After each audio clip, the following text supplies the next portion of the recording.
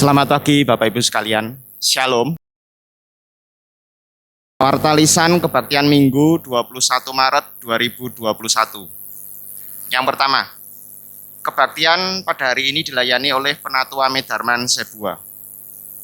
Untuk kebaktian di Bakal Jemaat Tanjung Anom dan Kesenet dilayani oleh Penatua Obaja Nathanael Lekatompesi. Sedangkan di Bakal Jemaat Winongsari dan Genting Sari dilayani oleh Ibu Tri Mulyaningsih. Yang kedua, telah dipanggil pulang ke rumah Bapak yang kekal dalam damai sejahtera Tuhan Yesus Kristus, Bapak Tanto Kartono dalam usia 73 tahun. Alamat Perum Manggisan Indah, Blok M, nomor 9. Meninggal dunia pada hari Kamis 18 Maret 2021 dan jenazah telah dikremasikan pada hari Jumat 19 Maret 2021 di Krematorium Ambarawa. Kiranya keluarga yang ditinggalkan senantiasa tabah dan penghiburan kasih Tuhan Yesus Kristus menguatkan dan meneguhkan iman keluarga. Yang ketiga, mengharap kehadiran pengurus Komisi Dewasa dalam rapat yang akan diadakan pada hari Kamis 25 Maret 2021 pukul 6 sore di Gedung Bina Kasih. Yang keempat, pembinaan online guru sekolah minggu GKI Klasis Magelang yang akan diadakan pada hari Sabtu 27 Maret 2021 pukul 5 sore sampai setengah 8 malam. Dengan tema Sekolah Minggu Ladang Sukacita. Narasumber Saudara Grace Devina dari GKI Pajajaran Magelang. Yang kelima, mengundang anggota jemaat dan simpatisan untuk hadir dalam kebaktian Jumat Agung pada hari Jumat 2 April 2021 pukul 6 pagi, 10 pagi, setengah 5 sore, dilayani oleh Pendeta Emeritus Daniel Haryono dengan tema Salib Lambang Kemuliaan. Pada kebaktian ini akan dilayani sakramen perjamuan kudus. Bagi anggota jemaat simpatisan yang akan hadir dalam kebaktian, supaya terlebih dahulu mendaftarkan diri melalui grup WA GKI Wonosobo yang akan dibuka mulai tanggal 28 Maret 2021 dan pendaftaran akan ditutup setelah kuota terpenuhi. Yang keenam, kebaktian Paskah pada hari Minggu 4 April 2021 akan dikemas dalam nuansa etnis Jawa. Untuk itu kepada anggota jemaat simpatisan yang akan hadir dalam kebaktian, kami himbau untuk dapat mengenakan pakaian adat Jawa atau batik. Kebaktian diadakan pada pukul 6 pagi, setengah 10 pagi, dan setengah 5 sore. Dan dilayani oleh Pendeta Emeritus ini ada ralat dilayani oleh Penatua Obaja Nathanael dengan tema menjadi yang dikasihi. Yang ketujuh, amplop aksi puasa Paskah akan dikumpulkan pada kebaktian Minggu 4 April 2021. Bagi yang tidak hadir dalam kebaktian di gereja dapat menitipkan di kantor TU atau pada salah satu seorang anggota majelis jemaat. Yang berikutnya persembahan hari ini, kotak merah untuk sarana penunjang dan kotak biru untuk pembangunan Bina Kasih. Telah hadir dengan surat atestasi masuk dari GKJ Wonosobo atas nama Bapak Hindrianto dan Ibu Jasiah beserta 2 orang anak. Alamat Kesenet RT 1 RW 4 Besuki Wadas Lintang. Yang kedua, Saudara Yeremia Tunggul Purwinto dengan alamat Bumi Dieng Indah, Residen Andong Sili. Majelis Jemaat dan keluarga besar Jemaat GKI Wonosobo mengucapkan selamat datang. Kiranya Bapak Ibu Saudara dapat turut ambil bagian dalam persekutuan, pelayanan, dan kesaksian bersama Jemaat GKI Wonosobo. Yang terakhir, Majelis Jemaat akan mengadakan pelayanan sakramen baptis anak pada kebaktian Minggu 23 Mei 2021. Kepada anggota jemaat yang akan mengikut sertakan putra-putrinya untuk dilayani baptis kudus anak, dimohon akan mendaftarkan diri dengan mengisi formulir. Formulir yang sudah diisi beserta lampirannya dapat diserahkan ke kantor TU GKI Wonosobo pada hari jam kerja. Terima kasih atas perhatiannya. Demikian warta pagi hari ini. Warta selengkapnya dapat Bapak Ibu dapat baca di warta yang tercetak atau elektronik warta.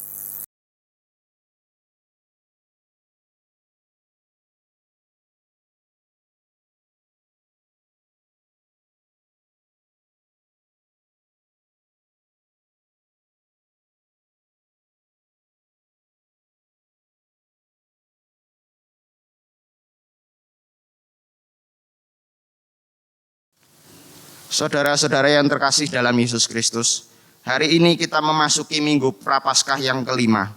Mari muliakan Tuhan yang akan menebus dosa kita dengan berdiri dan menyanyikan PKJ 12 bait 1 dan 4. Kami muliakan namamu.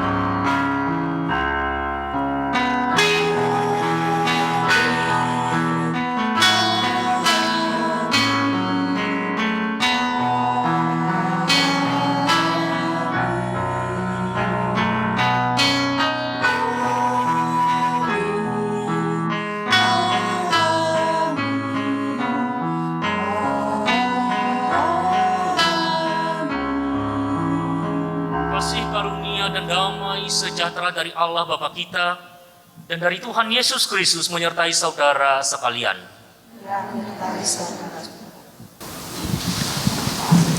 Saudara-saudara, liturgi Minggu Prapaskah kelima disebut Judika atau berilah keadilan kepadaku ya Allah. Yesus memberitakan kematiannya, tapi juga sekaligus menarik kita dalam kemuliaannya, seperti yang terdapat dalam Yeremia pasal 31 ayat yang ke-33. Tetapi beginilah perjanjian yang kuadakan dengan kaum Israel sesudah waktu itu. Demikianlah firman Tuhan, aku akan menaruh Tauratku dalam batin mereka dan menuliskannya dalam hati mereka. Maka aku akan menjadi Allah mereka dan mereka akan menjadi umatku. Mari kita berdoa. Ya Tuhan, kami datang di hadapan-Mu dalam segala kesadaran akan ketidaklayakan kami.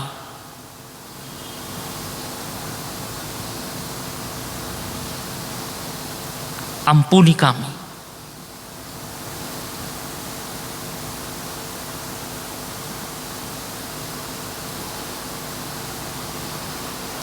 Berilah kami belas kasihan-Mu.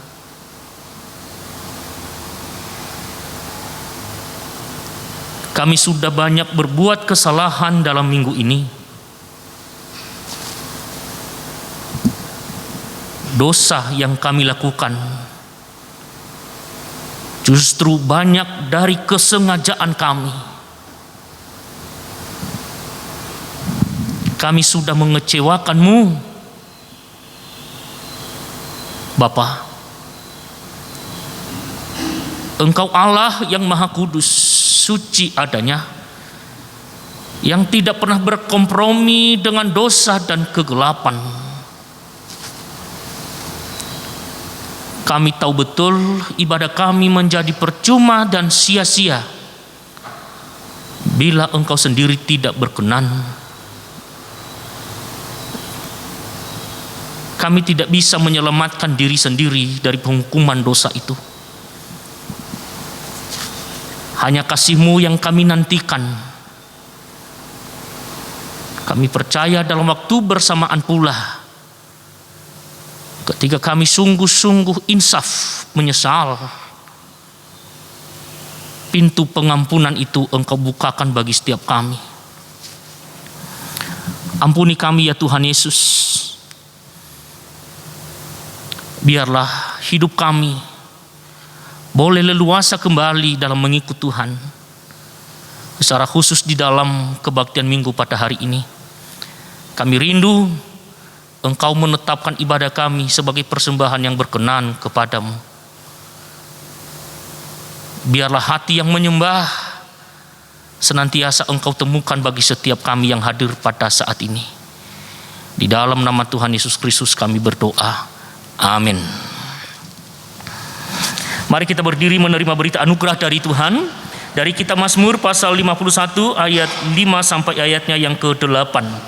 Sebab aku sendiri sadar akan pelanggaranku, aku senantiasa bergumul dengan dosaku.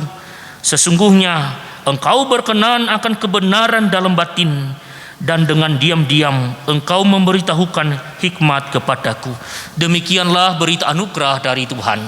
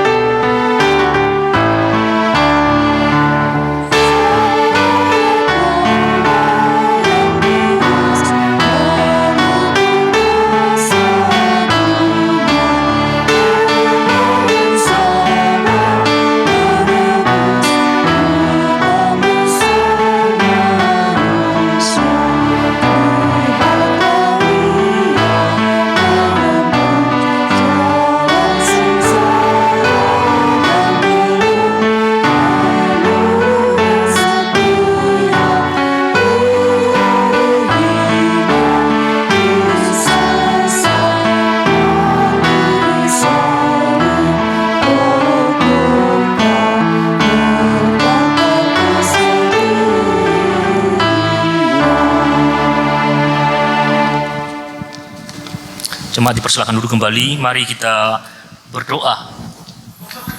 Tuhan, berbicaralah kepada kami. Kami sudah siap mendengarkan firman-Mu. Hati ini menantikan Engkau menyapa. Buka hati dan pikiran kami. Kami rindu mengalami perjumpaan dengan-Mu secara pribadi maupun secara berjemaah pada saat ini. Hati kami haus akan Engkau.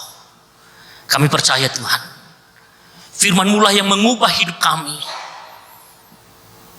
Dan pada saat ini, kami pasti mengalami kebangunan iman.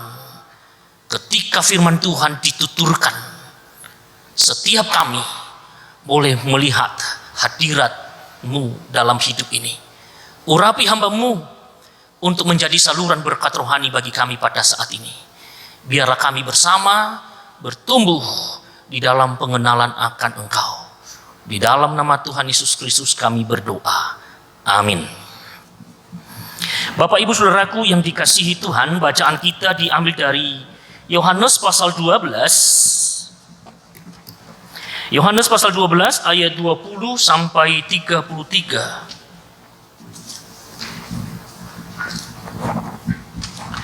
Yohanes pasal 12 ayat 20 hingga ayat 33. Di antara mereka yang berangkat untuk beribadah pada hari raya itu terdapat beberapa orang Yunani.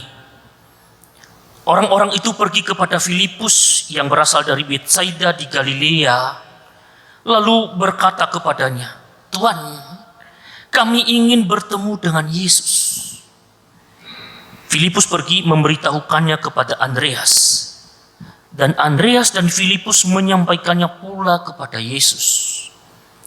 Tetapi Yesus menjawab mereka, katanya, "Telah tiba saatnya Anak Manusia dimuliakan. Aku berkata kepadamu, Sesungguhnya jikalau biji gandum tidak jatuh ke dalam tanah dan mati, ia tetap satu biji saja. Tetapi jika ia mati, ia akan menghasilkan banyak buah. Barang siapa mencintai nyawanya, ia akan kehilangan nyawanya. Tetapi barang siapa tidak mencintai nyawanya di dunia ini, ia akan memeliharanya untuk hidup yang kekal. Barang siapa melayani aku, ia harus mengikut aku, dan di mana aku berada, di situ pun pelayanku akan berada.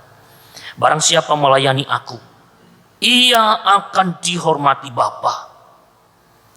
Sekarang jiwaku terharu, dan apakah yang akan kukatakan?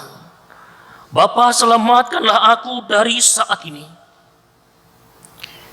Tidak, sebab untuk itulah aku datang ke dalam dunia saat ini. Bapa, muliakanlah namamu. Maka terdengarlah suara dari sorga. Aku telah memuliakannya, dan aku akan memuliakannya lagi. Orang banyak yang berdiri di situ dan mendengarkannya berkata bahwa itu bunyi guntur. Ada pula yang berkata, seorang malaikat telah berbicara dengan dia. Jawab Yesus, suara itu telah terdengar bukan oleh karena aku, melainkan oleh karena kamu. Sekarang berlangsung penghakiman atas dunia ini. Sekarang juga penguasa dunia ini akan dilemparkan keluar. Dan aku, apabila aku ditinggikan dari bumi, aku akan menarik semua orang datang kepadaku. Ini dikatakannya untuk menyatakan bagaimana caranya ia akan mati. Demikian saudara-saudaraku pembacaan Injil Tuhan Yesus Kristus. Berbahagia kita semua yang membaca firman Allah, mendengar, memeliharanya dalam kehidupan ini. Hosiana.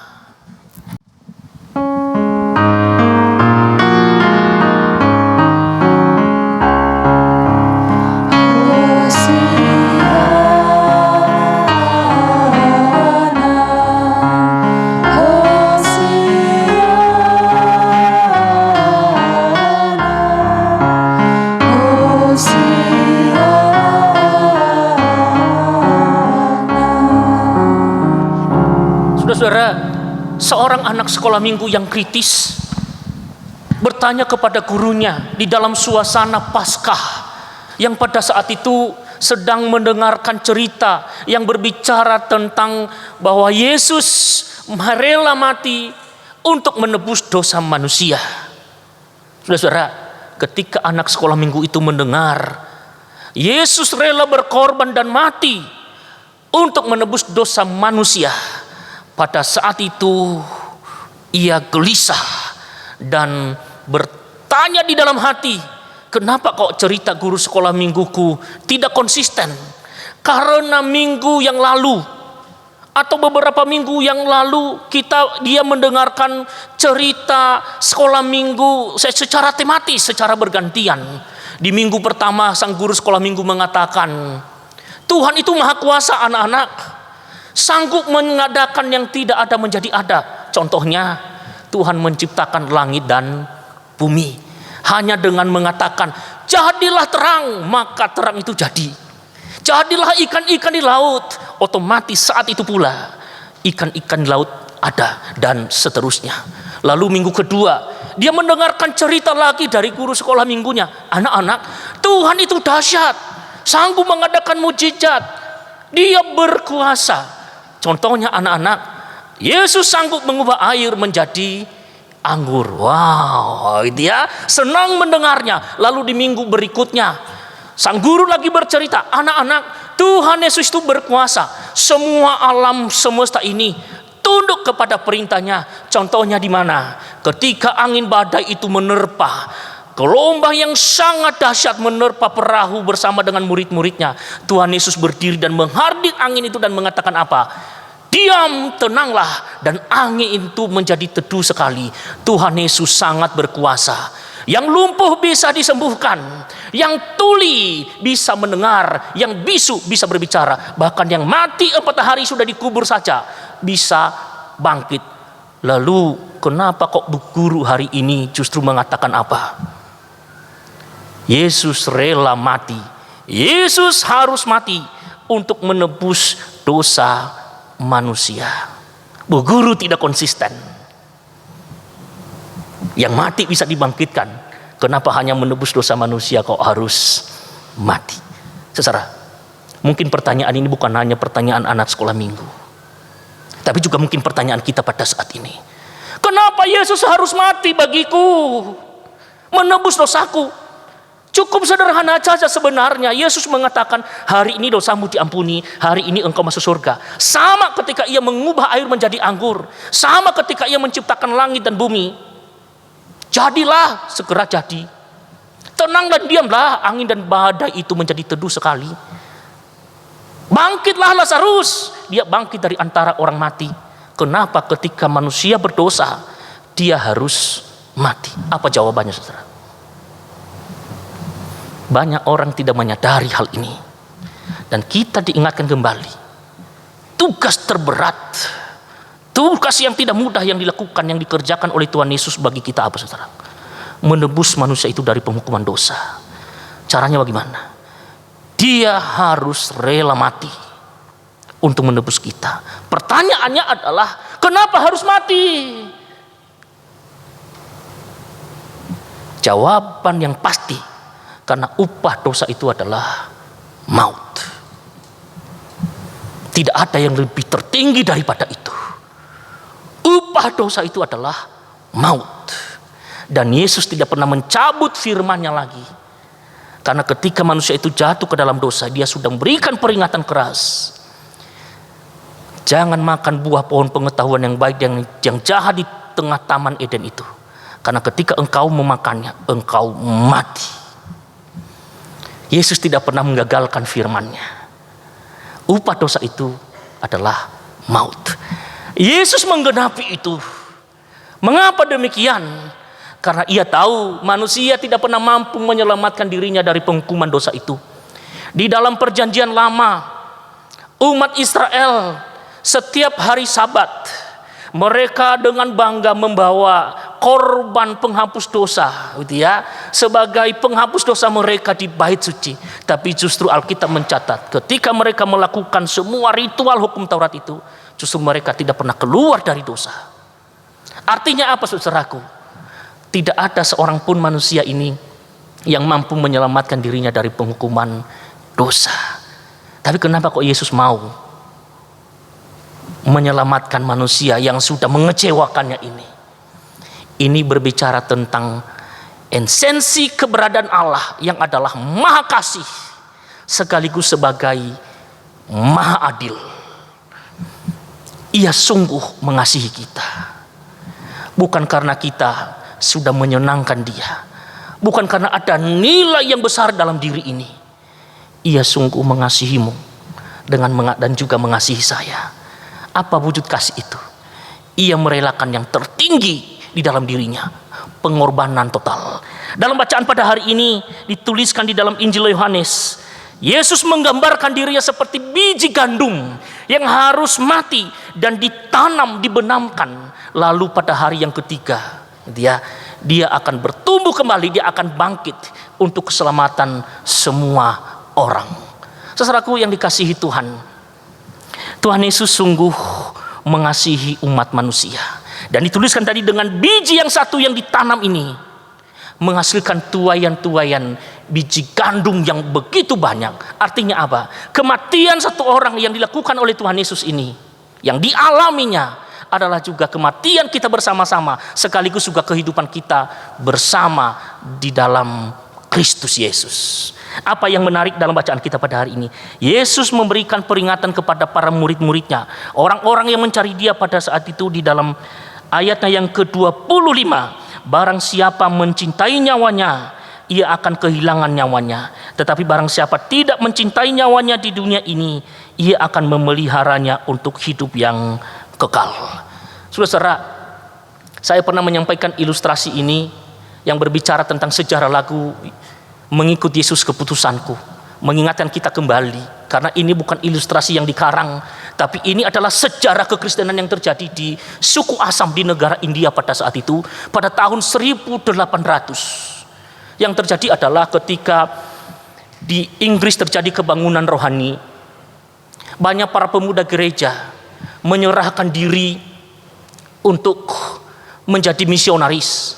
Setelah mereka di perguruan teologi, mereka disebarkan ke seluruh dunia, dan salah satunya target mereka pada saat itu adalah memenangkan satu suku yang bernama suku Assam di India.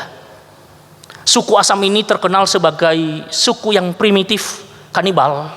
Bahkan ada satu budaya di sana, bahwasanya status sosial seseorang itu terlihat ketika di depan pintu rumahnya itu terpajang tengkorak kepala manusia. Itu pertanda bahwasanya orang itu kuat di dalam melindungi keluarganya. Suku Assam di India terkenal sebagai suku yang asing, yang antik, saudara, terhadap orang-orang asing yang masuk ke daerah mereka. Lalu para pemuda dari Inggris ini tetap datang ke sana dalam segala risiko. Tujuan mereka cuma sederhana, memberitakan Injil, diterima atau tidak. Lalu mereka berhasil memenangkan satu buah keluarga di sana, yang terdiri dari seorang ayah, istri, dan 2 orang anak. Dan luar biasa, saudaraku, satu keluarga yang menjadi Kristen ini berdampak besar pengaruhnya terhadap masyarakat, keluarga-keluarga yang lainnya di suku Assam.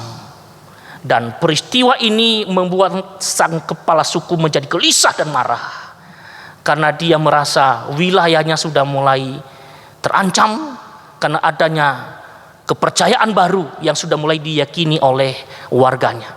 Lalu akhirnya apa yang dilakukan oleh sang kepala suku?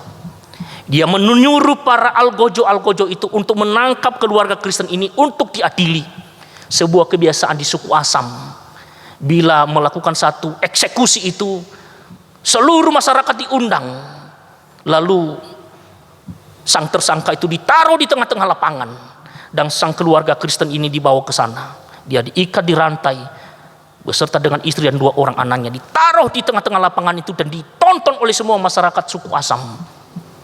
Lalu sang kepala suku ini menghampiri orang Kristen ini dan mengatakan kepadanya, pada saat ini engkau harus memilih ikut Yesus atau tidak.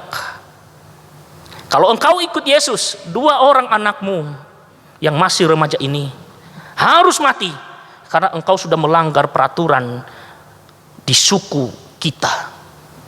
Saudara, sang kepala keluarga Kristen ini menatap kedua putrinya itu yang masih usia remaja, meneteskan air mata, dan sambil berdoa menengadah ke atas dan mengatakan, mengikut Yesus keputusanku, ku tak ingkar. Sejarah lagu itu seperti itu. Ketika ia mengatakan demikian, anak busur itu keluar dari busurnya, menembus dada 2 putrinya itu, mati bersimpah darah. Itu sejarah lagu yang pertama dalam bait pertama itu. Mengikut Yesus keputusanku, mengikut Yesus keputusanku, mengikut Yesus keputusanku, ku tak ingkar. Semuanya tanpa musik. Mengikut Yesus keputusanku, mengikut Yesus keputusanku, mengikut Yesus keputusanku, ku tak ingkar. Anaknya mati bersimpah darah di tengah-tengah lapangan itu dan ditonton oleh banyak orang suku Assam. Lalu sang algojo mendekati kembali kepala Kristen ini dan mengatakan kepadanya, ini kesempatan kedua bagimu untuk memilih, tinggalkan Yesus atau istrimu mengikuti jejak kematian anakmu. Saudara, dia menatap istrinya yang selama ini bersama dengan dia dan yang ia kasihi dalam segala kesederhanaan. Ia tidak menjawab. Lalu sang kepala suku ini menantangnya kembali. Pilih saat ini ikut Yesus atau istrimu pada saat ini tertembus anak panah ini. Sang kepala suku Kristen ini kembali berdoa sambil menatap istrinya dan menengadah ke atas dan mengatakan apa? Sambil menggelengkan kepala, dia menyampaikan kalimat, walau sendiri ku ikut Yesus. Walau sendiri ku ikut Yesus. Walau sendiri ku ikut Yesus. Walau sendiri ku ikut Yesus, walau sendiri ku ikut Yesus, ku tak ingkar semuanya. Walau sendiri ku ikut Yesus, walau sendiri ku ikut Yesus, walau sendiri ku ikut Yesus, ku tak ingkar. Ketika ia menyampaikan kalimat itu, saudara, istrinya tertembus anak panah, mati bersimpah darah. Lalu dia memeluk istrinya. Dia menangis, ditonton oleh orang banyak. Sang kepala suku itu melepaskan tangannya dari pelukan terhadap istrinya ini. Lalu kembali dia diseret ke tengah lapangan. Dan dia diancam dengan keras, di mana sang kepala suku itu semakin marah. Dan mengatakan kepadanya, ini kesempatan terakhir bagimu. Pilih kehidupan atau mati. Masihkah engkau mengikut Yesus? Atau engkau harus memilih mati pada saat ini? Saudara-saudara, sang kepala keluarga Kristen ini, dia menengadah ke atas dan kembali lagi berdoa. Dan kali ini dia cepat berdoa, dan kalimatnya dengan tegas di hadapan sang kepala suku itu mengatakan seperti ini, salib di depan, dunia di belakang, ku tak ingkar. Salib di depan, dunia di belakang. Salib di depan, dunia di belakang. Salib di depan, dunia di belakang. Ku tak ingkar. Semuanya. Salib di depan, dunia di belakang. Salib di depan, dunia di belakang. Salib di depan, dunia di belakang. Ku tak ingkar. Dia mati. Busur lepas, panah lepas, menembus dadanya, dia mati. Dari peristiwa itu, sang kepala suku yang ganas tadi merasa gagal. Mengapa? Karena baru kali ini dia menemukan ancamannya gagal. Dan dia semakin gelisah, semakin penasaran, sehingga ia berteriak dengan keras di tengah-tengah lapangan itu dan didengarkan oleh seluruh rakyatnya.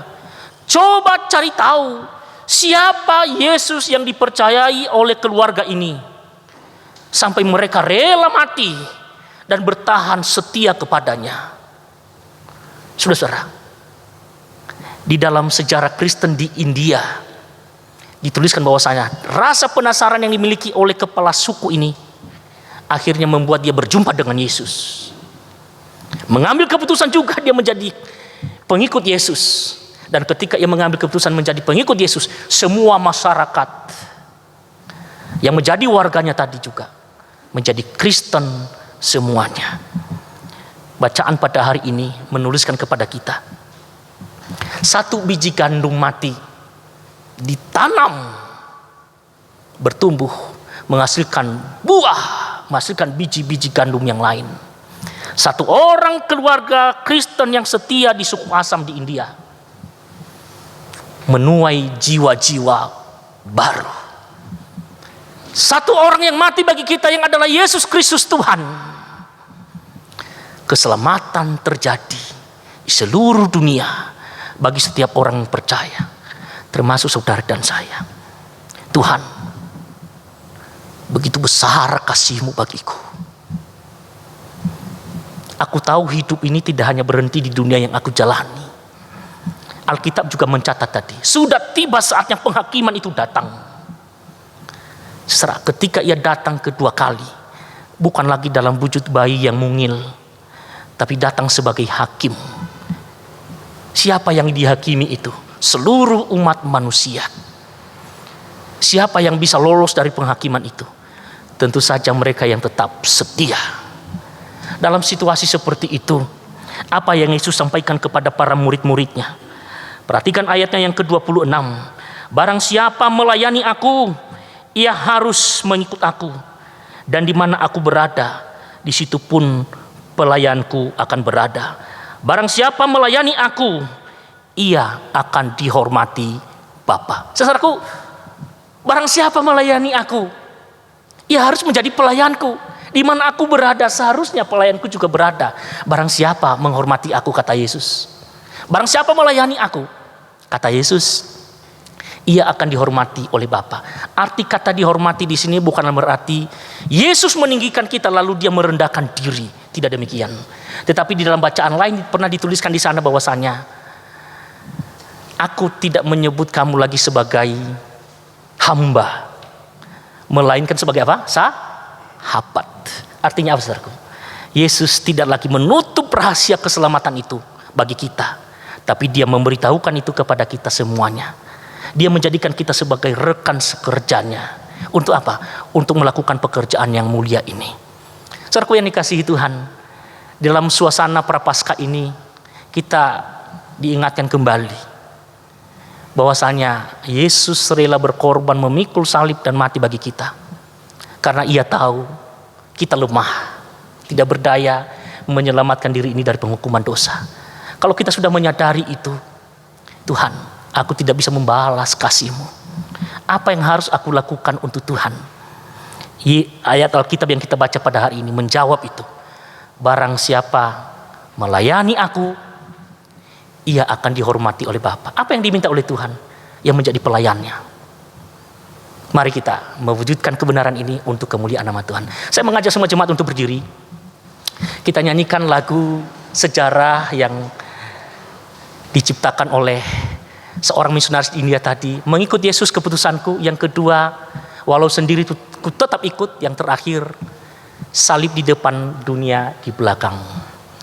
Mengikut Yesus keputusanku. Mengikut Yesus keputusanku. Mengikut Yesus keputusanku.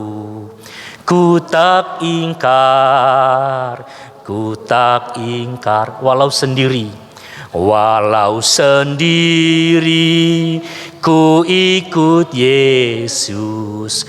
Walau sendiri, ku ikut Yesus. Walau sendiri, ku ikut Yesus. Ku tak ingkar, ku tak ingkar. Salib di depan, salib di depan, dunia di belakang. Salib di depan, dunia di belakang. Salib di depan, dunia di belakang. Ku tak ingkar, ku tak ingkar. Tuhan menolong kita. Silakan duduk kembali saat teduh.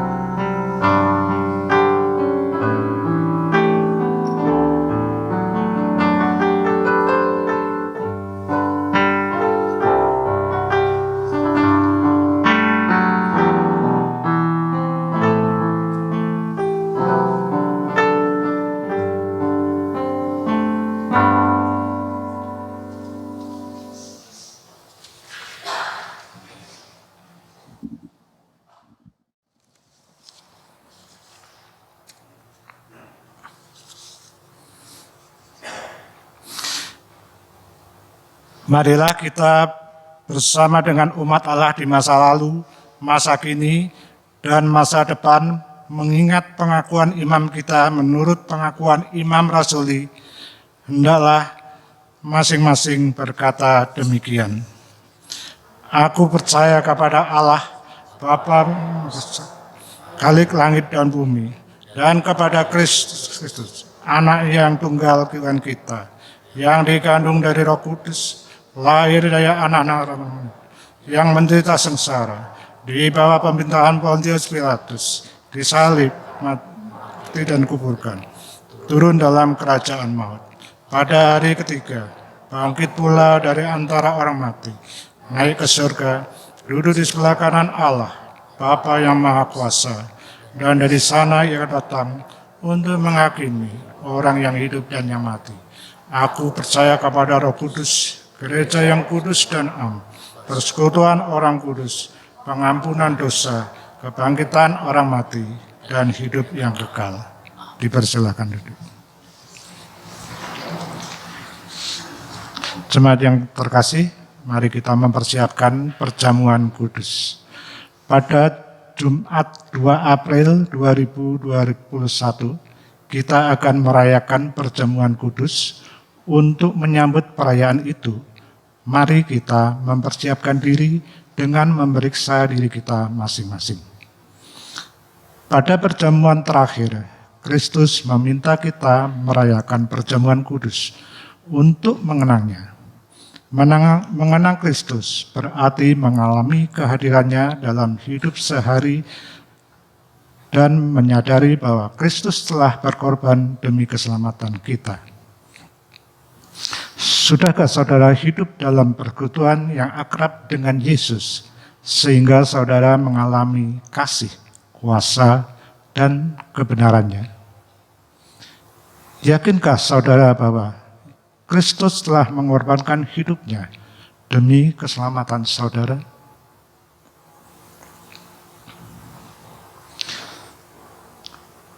Pada perjamuan terakhir, Kristus memecah roti dan mengangkat cawan, lalu membagikannya pada murid-muridnya. Ketika menerima roti dan anggur, simbol tubuh dan darah Yesus, kita dipersatukan dengan Kristus, menjadi kepala, sedangkan kita adalah tubuhnya. Sudahkah saudara menjadi Yesus sebagai kepala pemimpin saudara dalam hidup pribadi, berkeluarga, bergereja, dan bermasyarakat? Sudahkah saudara hidup dalam kasih dengan saudara seiman yang adalah sesama anggota tubuh Kristus?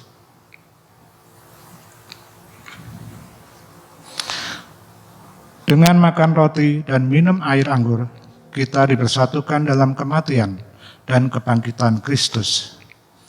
Ini berarti kita perlu menyangkal diri, memikul salib, dan mengikut Kristus. Menyangkal diri berarti rela berkorban demi Tuhan dan sesama. Sudahkah saudara rela berkorban bagi sesama? Sudahkah kehidupan saudara menjadi berkat bagi sesama? Peduli pada sesama, berani menyuarakan kebenaran dan keadilan, serta berjuang menciptakan damai sejahtera? Kiranya Roh Kudus menolong kita dalam mempersiapkan diri merayakan perjamuan kudus mendatang. Mari kita berdoa. Terima kasih atas undangan kasih-Mu di dalam perjamuan kudus. Tolong kami di dalam persiapkan diri untuk memenuhi undangan Tuhan, sehingga momen itu menjadi berkat bagi kami. Setiap kami boleh mengalami perjumpaan dengan Tuhan. Pada saat ini Tuhan, kami berdoa untuk bangsa dan negara kami.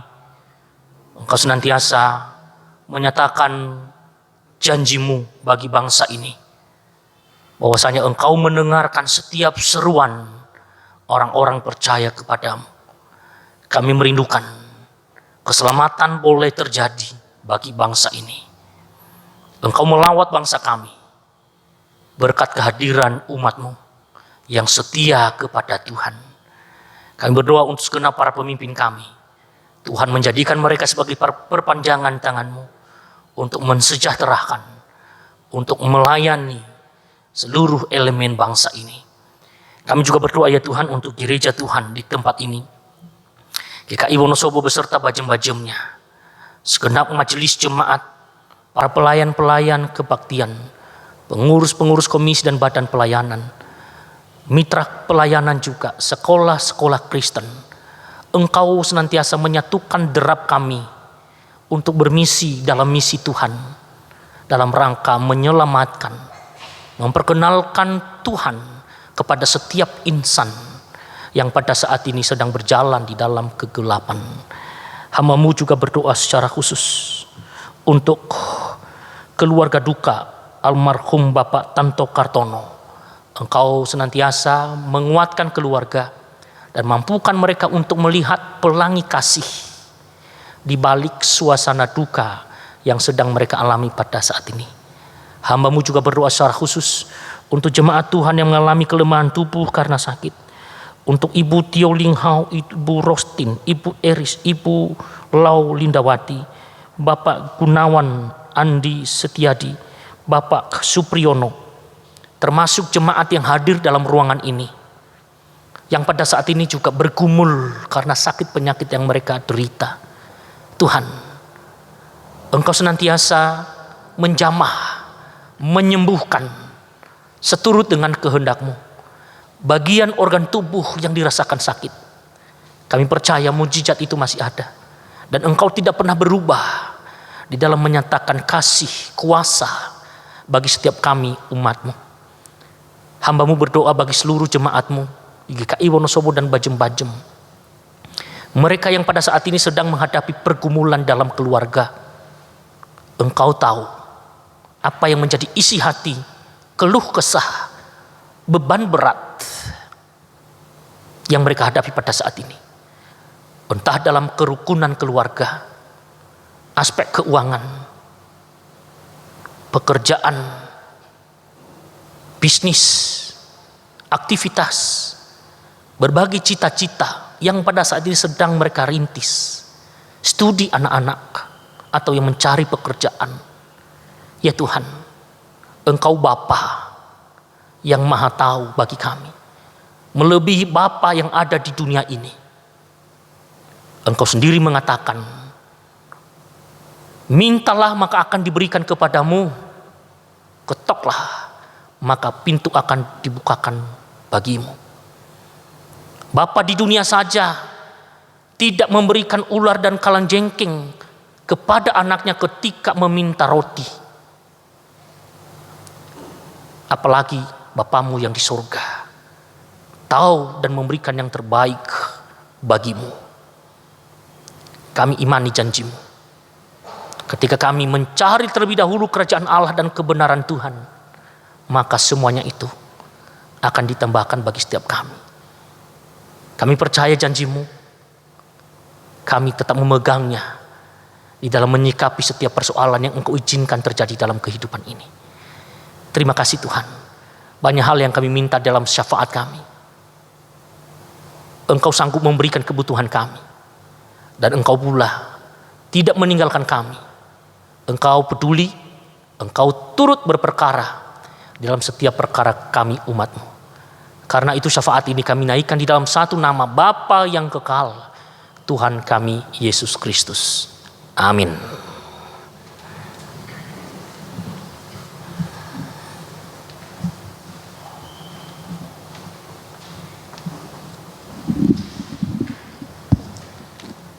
Nat persembahan yang mendasari nat Alkitab yang mendasari persembahan kita pada minggu ini diambil dari Ibrani pasal 5 ayat yang ke-7 yang berbunyi demikian. Dalam hidupnya sebagai manusia, ia telah mempersembahkan doa dan permohonan dengan ratap, tangis, dan keluhan kepada Dia yang sanggup menyelamatkannya dari maut, dan karena kesalehannya ia telah didengarkan. Mari kita sama-sama bangkit berdiri. Mari kita berdoa. Terima kasih ya Bapa, kami panjatkan kehadirat-Mu di mana pada minggu pagi ini yang cerah ini kami telah mendengar firman yang telah disampaikan oleh Bapak Medarman Sebuah. Sertai berkati kami Bapa, biar kami bisa berbuah buat orang-orang di sekitar kami. Kami juga berterima kasih atas penyertaan-Mu dalam kehidupan kami, pekerjaan kami dalam satu minggu ini. Sebagian dari berkat yang kami terima telah kami persembahkan. Kiranya Engkau sertai berkati, kuduskan, sehingga persembahan ini dapat berguna buat kebesaran dan kemuliaan nama-Mu di tempat ini, di kota ini. Sertai berkati dan beri hikmat juga pada majelis yang mengelola persembahan ini, sehingga apa yang dikerjakan hanya turut atas kehendak-Mu. Terima kasih Bapa, doa yang jauh dari sempurna ini kami panjatkan hanya di dalam nama Tuhan kami Yesus Kristus. Amin. Amin.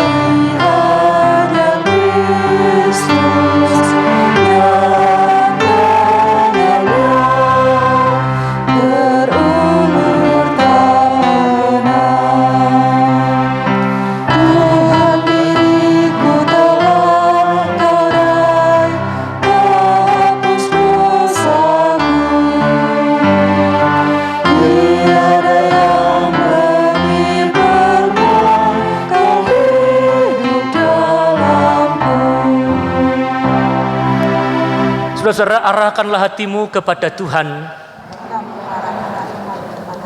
Jadilah saksi Kristus. Terpujilah Tuhan. Mari kita menerima berkat-Nya. Tuhan memberkati kita dan melindungi kita.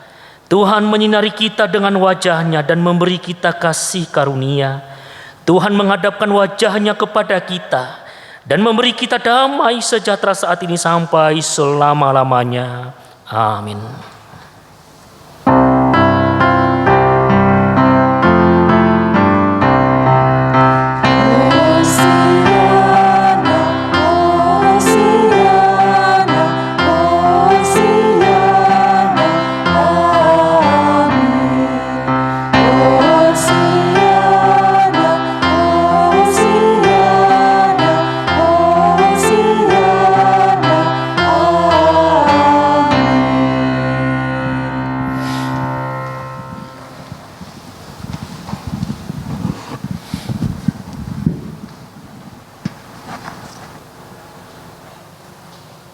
Selamat hari Minggu sejahtera, Tuhan memberkati kita sekalian.